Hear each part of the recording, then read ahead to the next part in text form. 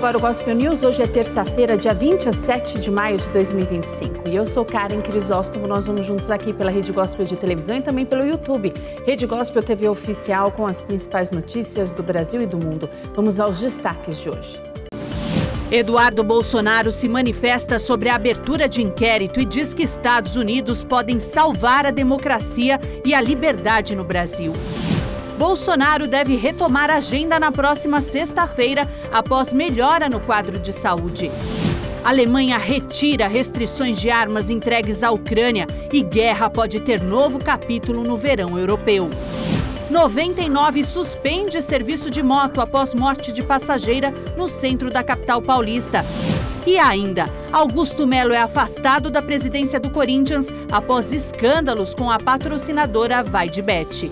Essas e outras notícias do Brasil e do mundo, agora no Gospel News. Boa noite. O deputado licenciado Eduardo Bolsonaro afirmou que o procurador-geral da República, Paulo Gonet, está agindo politicamente após a abertura de uma investigação contra ele. Eduardo Bolsonaro reagiu após a abertura de uma investigação contra ele por suposta atuação contra as autoridades brasileiras nos Estados Unidos. O PGR Paulo Gonet acaba de abrir um inquérito contra mim, alegando que a minha atuação aqui nos Estados Unidos pode configurar o crime de abolição violenta do Estado Democrático de Direito, cuja pena pode chegar a 12 anos de cadeia. Essa medida, injusta e desesperada, só configura aquilo que sempre falamos. O Brasil vive um regime de exceção, onde tudo no judiciário depende de quem seja o cliente. Já que no passado, a esquerda fez ações internacionais muito mais agressivas contra os ministros do STF, ou mesmo a instituição da Presidência da República, e nunca foram sequer investigados. Porém, como eu já tinha dito, isso não irá me parar. Na sequência, Eduardo Bolsonaro fez duras críticas ao PGR Paulo Gonet e também ao ministro do Supremo Tribunal Federal, Alexandre de Moraes. Gonet, o seu nome é, junto com Moraes, colocado como um dos principais violadores de direitos humanos. Você se prestou ao papel sujo e covarde de prender pessoas inocentes na farsa que virou os processos tocados pelo tiranete do Alexandre. Como católico, você deveria se envergonhar. Assim como um afogado que se debate para tentar se salvar, mas na verdade só faz afundar mais. No pedido de investigação, a Procuradoria-Geral da República cita postagens em redes sociais e entrevistas a veículos de imprensa dadas por Eduardo Bolsonaro. Segundo a Procuradoria, desde o ano passado, o deputado vem reiteradamente e publicamente afirmando que está se dedicando a conseguir do governo dos Estados Unidos a imposição de sanções contra integrantes do Supremo Tribunal Federal. Eduardo Bolsonaro também fala da atuação dos Estados Unidos e afirma que os norte-americanos podem resgatar a democracia e a liberdade no Brasil. Os Estados Unidos agora têm uma chance de ouro para resgatar a sua tradição de exportadores de liberdades e democracia, atingindo Moraes e a sua quadrilha tirânica com punições exemplares, com o intuito de dar o exemplo aos protótipos de ditadores de outros países, ou mesmo de dentro do Brasil. O recado é: seguir esse caminho de psicopatia traz graves consequências. Que Deus abençoe o Brasil, que Deus abençoe a América, nós venceremos. A Procuradoria também pediu ao Supremo que seja tomado o depoimento do ex-presidente Jair Bolsonaro, com o objetivo de que ele preste esclarecimentos sobre a atuação do filho dele. O líder do PT na Câmara, Lindeberg Farias, afirmou que vai acionar o Conselho de Ética da Casa para pedir a cassação do mandato de Eduardo Bolsonaro. O anúncio foi feito após a Procuradoria-Geral da República pedir ao Supremo Tribunal Federal a abertura de um inquérito contra Eduardo, por suposta atuação contra o judiciário brasileiro nos Estados Unidos. Eduardo Bolsonaro pediu licença de 122 dias do mandato no mês de março. Segundo o parlamentar, o afastamento serve para ficar nos Estados Unidos e buscar as devidas sanções aos violadores de direitos humanos. O parlamentar deu entrevista à revista Oeste e comentou a fala de Lindeberg Farias. Eu vi uma grande emissora dizendo que eu sou uma pessoa pormenor, né, que não deveria se dar tanta atenção a mim, que eu vim para os Estados Unidos como deputado licenciado, isso não deveria gerar tanta preocupação, e que eu estaria usufruindo dessa plataforma, né, de toda a estrutura que eu tenho, para fazer uma propaganda contra o Brasil. Eu gostaria só de perguntar que estrutura que é essa, né? Que eu sou deputado licenciado, eu perdi o meu salário, eu perdi os holofotes da tribuna da Câmara, eu perdi participação em comissão, eu perdi poder de voto. Então, quando eu deixo tudo isso de lado, eles já deveriam saber que um processo no Conselho de Ética, pelo amor de Deus, se eles estão achando que vão me pressionar, que eles vão me caçar, podem me caçar, Lindbergh Farias. Eu aceito, inclusive, um debate ao vivo com você, com Vossa Excelência, né? Porque não tem como eu retornar atrás. Vocês podem apelar para o que for. Isso só vai aumentar o tamanho da ação que a gente pode implementar contra vocês a partir daqui. Né, que eu acredito, não falo pelo governo americano, né, mas que eu acredito, acompanhando um pouquinho, né, o estilo do presidente Trump, eu acho que isso aí só vai piorar o problema para eles. O deputado alega que o presidente Jair Bolsonaro tem sido perseguido no Brasil, assim como os condenados pelos atos de 8 de janeiro. Nos últimos meses, Eduardo Bolsonaro tem se aproximado de autoridades dos Estados Unidos da América e criticado as ações do judiciário brasileiro. Na entrevista, Eduardo Bolsonaro falou ainda sobre as possibilidades de uma ação dos Estados Unidos contra o ministro Alexandre de Moraes. É muito mais provável que seja cumprida a palavra, o prognóstico do secretário Marco Rubio, e que ele seja sancionado. E, de fato, ao que parece, os escritórios de advocacia das esposas, né, do Alexandre de Moraes e de outros familiares, pessoas próximas, eles também estão sendo mapeados. Não existe bobo nesse jogo. Ninguém entra numa aventura. Ai, é o filho do Bolsonaro, gosto muito do Bolsonaro. Vamos ouvi-lo e o que ele tem a dizer e vamos fazer o que ele está dizendo. Não é assim que a banda toca. A gente apresenta prova, a gente apresenta relatório, a gente faz reunião, a gente vai de um lado, vai de outro, pega a opinião de um, opinião de outro.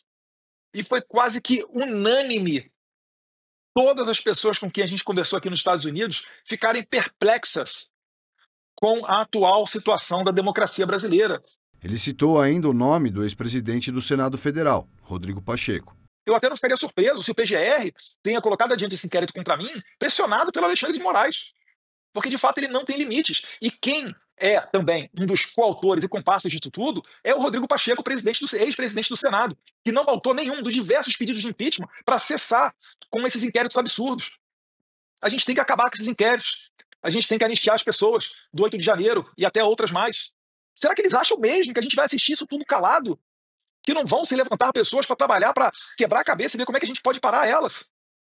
Eu não vou parar. Podem caçar meu mandato, podem caçar meu salário, podem me condenar no Brasil. Vocês só estão dando mais força e sedimentando a minha condição de perseguido político. O ex-presidente Jair Bolsonaro deve retomar a agenda de viagens pelo Brasil na segunda edição do Seminário Nacional de Comunicação do Partido Liberal, que acontece na próxima sexta-feira. A presença de Bolsonaro foi confirmada pela organização do evento, que receberá também outros líderes do partido, como o senador Rogério Marinho. O ex-presidente deixou o hospital no início de maio, após ter passado 21 dias internado em Brasília, onde foi submetido a um procedimento cirúrgico com mais de 12 horas de duração, para tratar de uma desobstrução intestinal. Bolsonaro precisou ser atendido com urgência enquanto cumpria agendas em Santa Cruz, no interior do Rio Grande do Norte, no dia 11 de abril. Ele se queixou de fortes dores abdominais e um dia depois foi transferido para o Hospital DF Star, em Brasília. De acordo com um dos médicos responsáveis pela saúde de Bolsonaro, o procedimento realizado foi o mais longo de todos os outros 6 que precisou realizar em decorrência da facada que recebeu em 2018. O presidente da Câmara, Hugo Motta, criticou os recentes anúncios do governo Lula de aumentar o imposto sobre operações financeiras para algumas modalidades. Ele afirmou que o executivo não pode gastar e depois jogar a responsabilidade para o Congresso. Em uma rede social, Hugo Motta afirmou que o Brasil não precisa de mais um imposto, mas sim de menos desperdício. Em outro trecho da publicação, o presidente da Câmara frisou que o executivo não pode gastar sem freios e depois passar o volante para o Congresso segurar. Essa publicação foi a primeira após o governo divulgar o aumento do IOF sobre uma série de operações de crédito, como parte de um pacote para aumentar a arrecadação. Parte do pacote previa a taxação de recursos enviados para investimentos no exterior, mas a medida foi cancelada no mesmo dia. O temor era de que fosse interpretada como uma tentativa de controlar a saída de recursos do Brasil. O ministro da Fazenda, Fernando Haddad, afirmou que o governo ainda discute como vai compensar esse recuo. O valor foi limitado pelas regras do arcabouço fiscal, que estabelece que a despesa não pode crescer mais do que 2,5% ao ano, um déficit de até 31 bilhões de reais. O ministro disse que o governo busca resolver os pontos fiscal e monetário o quanto antes para voltar a patamares adequados. O Banco Central informou que o dinheiro esquecido em bancos e instituições financeiras será feito de forma automática. Segundo a autoridade monetária, os brasileiros poderão automatizar as solicitações sem precisar fazer os pedidos manualmente. O sistema soma quase 7 bilhões de reais a serem resgatados por pessoas físicas. O projeto de lei do governo Lula, que trata da regulação das plataformas digitais, terá como foco a proteção de crianças e adolescentes e não mais o combate às fake news. A proposta irá prever a retirada do ar de redes sociais que não estiverem adotando o chamado dever de cuidado e descumprirem as determinações da Agência Nacional de Proteção de Dados. O projeto de lei foi fechado em uma reunião na última quinta-feira no Palácio do Planalto, com a participação de 9 ministros do governo. O único ponto que ficou pendente diz respeito ao caminho para retirar do ar algumas plataformas que não estejam atuando para remover conteúdos ilegais e cumprindo as determinações. O Ministério da Justiça há um entendimento de que a própria ANPD teria a prerrogativa de retirar serviços digitais do ar, como medida extrema e após o devido processo legal, sem as demais sanções não forem suficientes ou se houver descumprimento reiterado da lei. O texto ainda está no Ministério da Justiça e deve ser enviado ao Planalto nos próximos dias, mas será analisada pela Casa Civil antes de ser enviada ao Congresso Nacional. A presidente da Petrobras, Magda Chambriand, afirmou que a estatal vai reduzir o preço dos combustíveis se o valor do petróleo continuar caindo. A executiva afirmou também que o preço do querosene de aviação também deve cair e que isso já pode acontecer na próxima semana. A previsão do banco americano Goldman Sachs é que o petróleo Brent vai custar $40 em 2026. Hoje, o mesmo produto custa cerca de $64. O grupo terrorista Hamas disse que aceitou uma nova proposta para uma trégua na faixa de Gaza. Já o primeiro-ministro israelense Benjamin Netanyahu afirmou que espera fazer um anúncio sobre os reféns mantidos no território. O Hamas anunciou que aceitou uma nova proposta dos mediadores para uma trégua na faixa de Gaza, segundo uma fonte do movimento islamista palestino. O Hamas aceitou a nova proposta do enviado americano Steve Witkoff, que o movimento recebeu dos mediadores e que enfatiza um cessar-fogo permanente na faixa de Gaza, disse a fonte à agência France Presse, acrescentando que o movimento informou os mediadores sobre sua adesão. Já o primeiro-ministro israelense Benjamin Netanyahu afirmou que espera fazer um anúncio sobre os reféns mantidos em Gaza. Ao menos 52 pessoas morreram em bombardeios israelenses em Gaza, segundo a Defesa Civil Palestina, incluindo 33 que estavam em uma escola que era utilizada como abrigo para deslocados. Israel retomou a ofensiva em Gaza em março, após romper uma trégua de quase 2 meses. Em 17 de maio, o exército intensificou suas operações com o objetivo declarado de aniquilar o Hamas e libertar os reféns que permanecem em cativeiro. A guerra em Gaza começou após o ataque do Hamas no sul de Israel, em 7 de outubro de 2023, que provocou as mortes de 1.218 pessoas, a maioria civis, segundo um balanço baseado em dados oficiais. Das 251 pessoas sequestradas naquele dia, 57 permanecem detidas em Gaza. Do grupo, 34 são consideradas mortas, segundo o exército israelense. Mais de 53 mil palestinos, a maioria civis, morreram na ofensiva militar israelense, segundo dados do Ministério da Saúde de Gaza, que a ONU considera confiáveis. Benjamin Netanyahu prometeu trazer de volta todos os reféns, vivos ou mortos. Ele afirmou também que Israel não vai se render. Milhares de israelenses percorreram Jerusalém em uma marcha pró-reunificação da cidade. Mas a marcha também foi marcada por tumulto e confronto entre israelenses e palestinos. Uma marcha nacionalista em Jerusalém foi marcada por tumulto. Um grande número de israelenses percorreu Jerusalém Leste por ocasião das comemorações anuais da ocupação israelense da parte oriental da Cidade Santa. Israel conquistou e anexou Jerusalém Leste ao final da Guerra Árabe-Israelense de 1967, uma anexação não reconhecida pela comunidade internacional. Para os israelenses, o Dia de Jerusalém comemora o que eles consideram a reunificação da cidade.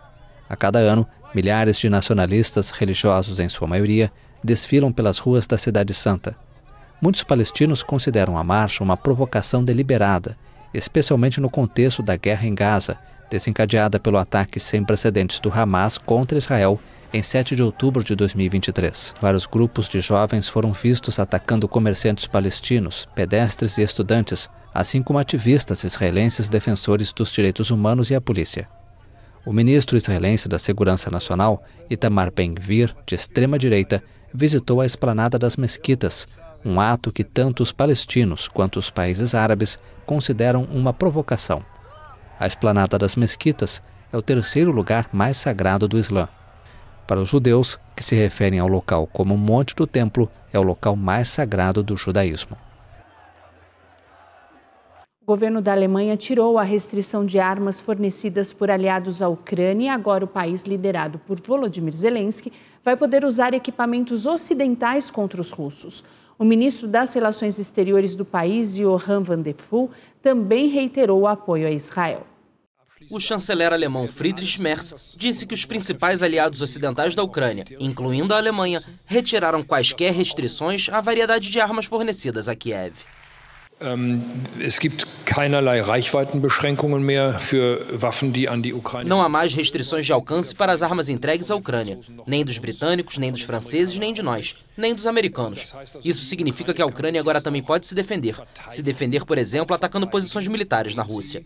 Até algum tempo atrás não podia fazer isso. Até algum tempo atrás também não tinha feito, exceto em pouquíssimos casos. Agora pode. Chamamos isso no jargão de fogo de longo alcance, o que significa equipar a Ucrânia com armas que atacam alvos militares no interior. Jargon Long Range Fire, also auch mit Waffen die Ukraine auszustatten, die militärische Ziele im Hinterland angreifen. A Rússia reagiu chamando o anúncio de muito perigoso, destacando que se essas decisões foram realmente tomadas, elas vão totalmente contra as aspirações de chegar a um acordo político. A declaração de Merz deixa no ar o possível envio alemão de mísseis de longo alcance Taurus, o que o governo anterior de Olaf Scholz se recusou a fazer, temendo uma escalada de tensões com Moscou. Até agora, o governo alemão não entregou armas com alcance superior a aproximadamente 70 quilômetros a Kiev. Em Madrid, na Espanha, o ministro das Relações Exteriores alemão, Johann van der Pful, reiterou o apoio do país a Israel e confirmou que Berlim seguirá vendendo armas para o Estado judeu. Und dazu gehört selbstverständlich für die Zukunft auch die Bereitschaft, Waffen zu liefern. E isso naturalmente inclui a disposição de fornecer armas no futuro. Estamos perante uma grande responsabilidade e, como disse ontem na Alemanha, a situação na faixa de Gaza é naturalmente um grande dilema político e moral para nós. Mas acredito que com esta mensagem clara aos estados vizinhos, ao Hamas, mas também a Israel, seremos ouvidos na região. E eu gostaria de continuar minha política lá com essa contribuição construtiva. An Hamas, aber auch an Israel richten, werden wir in der Region gehört und ich möchte mit diesem konstruktiven Beitrag meine Politik dort fortsetzen. A declaração de van der Pful foi uma resposta ao pedido da Espanha de que a União Europeia impusesse um embargo generalizado a Israel.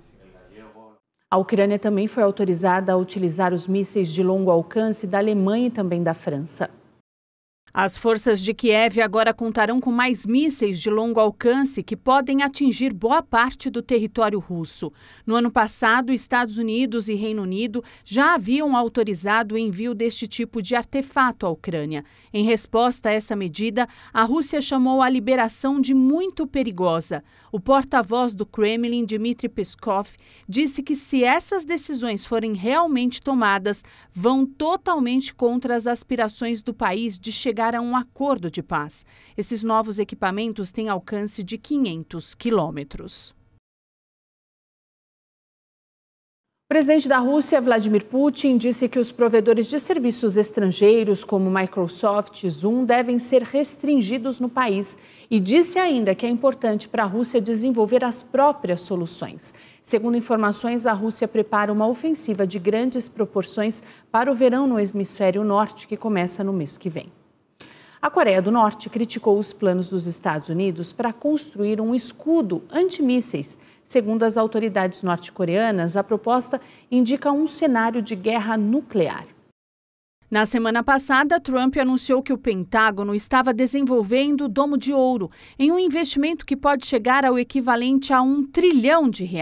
A estrutura teria tecnologia terrestre e espacial, capaz de destruir qualquer ameaça aos Estados Unidos. O diretor do Pentágono, Pete Hegseth, acrescentou que o sistema deve proteger os Estados Unidos de mísseis de cruzeiro, mísseis balísticos, mísseis hipersônicos, drones, sejam convencionais ou nucleares.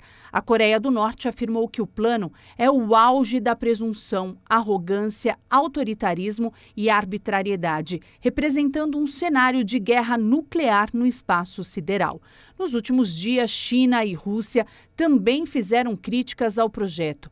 O governo chinês, por exemplo, afirmou que o plano americano aumenta o risco de transformar o espaço em uma zona de guerra, além de criar uma corrida armamentista espacial. A última avaliação do Exército dos Estados Unidos sobre mísseis, feita em 2022, apontou que a tecnologia chinesa está se aproximando da americana em termos de mísseis balísticos e hipersônicos. A seguir, 99 Motos suspende serviço de moto após morte de passageira no centro da capital paulista e uma operação contra um grupo que movimentou mais de R$1,5 bilhão.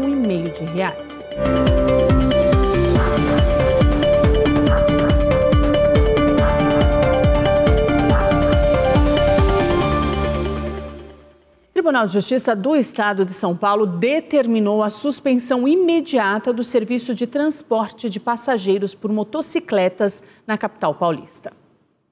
A medida concedida pelo relator Eduardo Gouveia, da 7ª Câmara de Direito Público, atende a um pedido da Procuradoria-Geral do município de São Paulo e sujeita as empresas Uber e 99 a multa diária de R$30 mil em caso de descumprimento.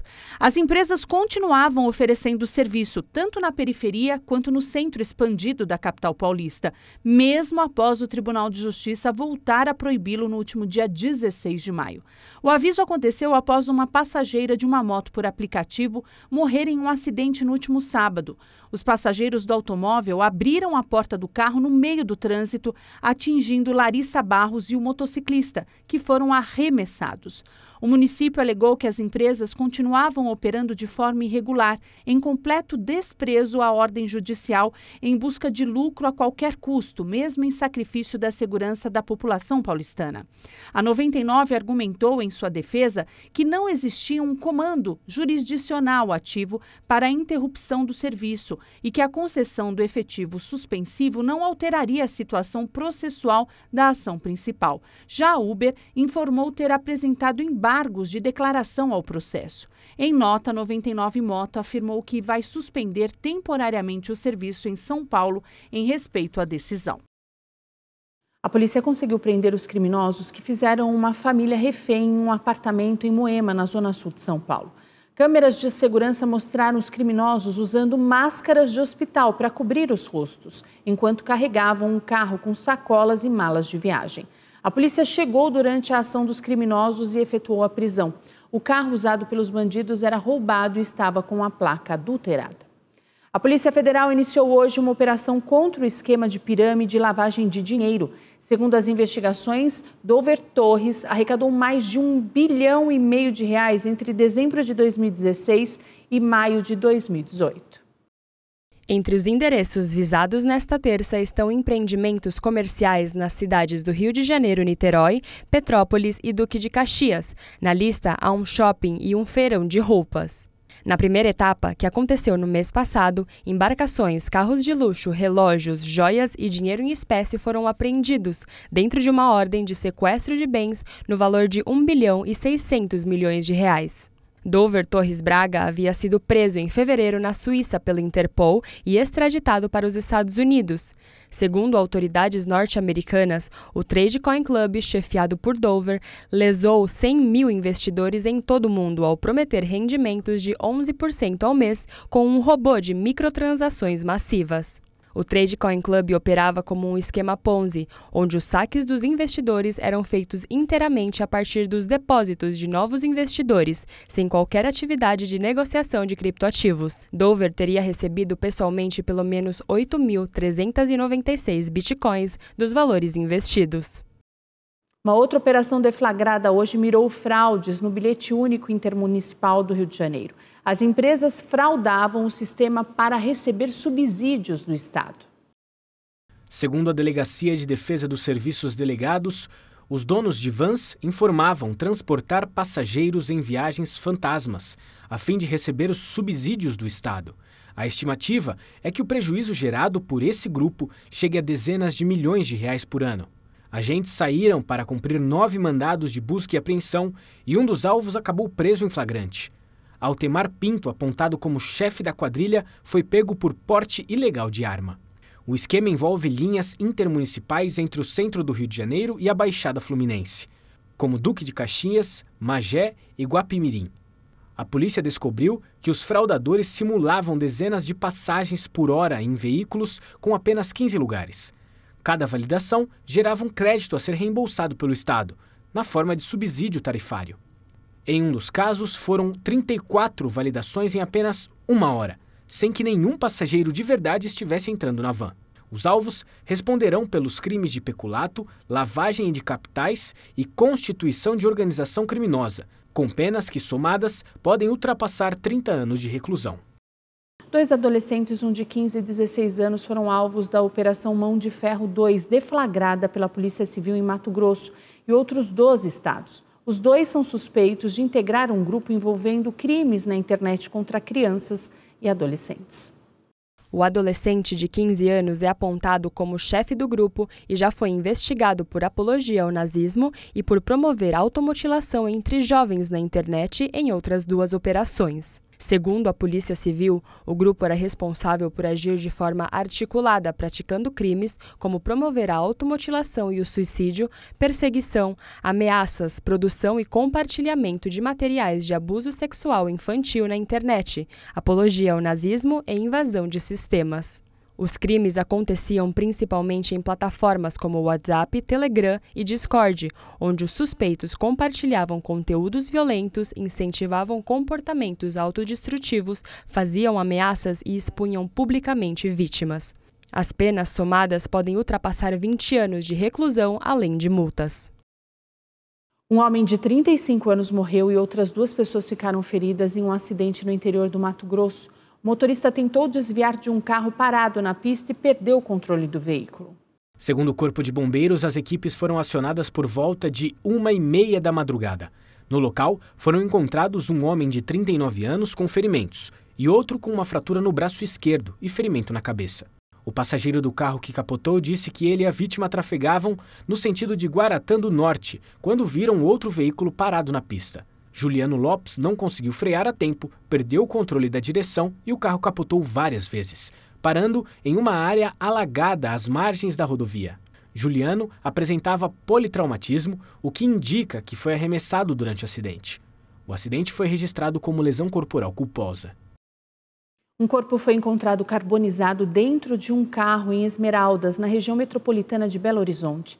A polícia acredita que a vítima estava com as mãos amarradas. A perícia constatou que se trata de um caso de homicídio e, devido ao estado do corpo, não foi possível identificar o sexo da vítima. A Polícia Civil de Minas segue investigando o crime. E no próximo bloco, o carro atropela pedestres durante comemoração do título do Liverpool. E veja também, Augusto Melo é afastado da presidência do Corinthians.